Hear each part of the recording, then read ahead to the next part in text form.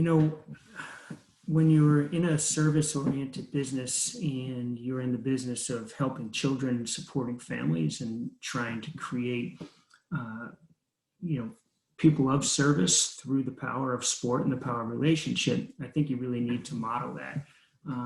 As soon as we went into lockdown, we sent out an email to our families and said, look, if we're going to say things like we're all in this together, we have to walk the walk and talk the talk. And so what we said was, none of us knows here in March what the summer's going to look like, but many of us have been impacted from a social emotional standpoint, but from a financial standpoint as well.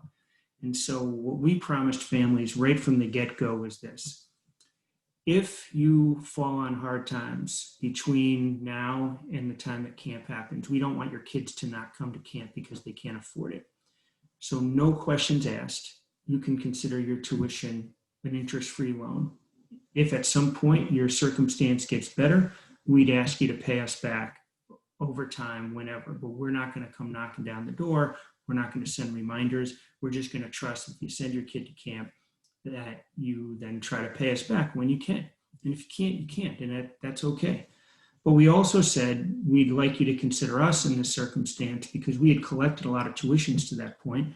One of our programs had gotten canceled that had over 100 campers. So we needed to write to those families, and we needed to predict the possibility that many folks were going to be too nervous to send their kids to camp, regardless of the protocols we were going to put in place.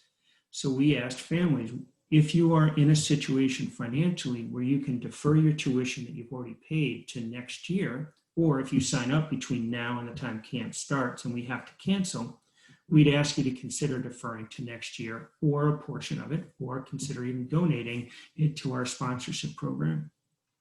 And because we took that approach and we joined with folks, I think we built loyalty to each other through that. I think, too many people, when the situations get hard, they don't create a we are all in this together mentality. And so I think, especially as folks involved in sports, one of the things we always try to teach through sports is, how do we support our teammates?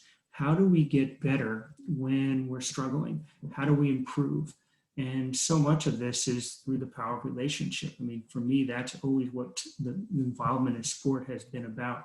And if there was ever a real life, real time situation to put some of that into practice, it was this year amidst this COVID-19 global pandemic. And so I guess the short term is, be kind, and kindness will find its way back to you.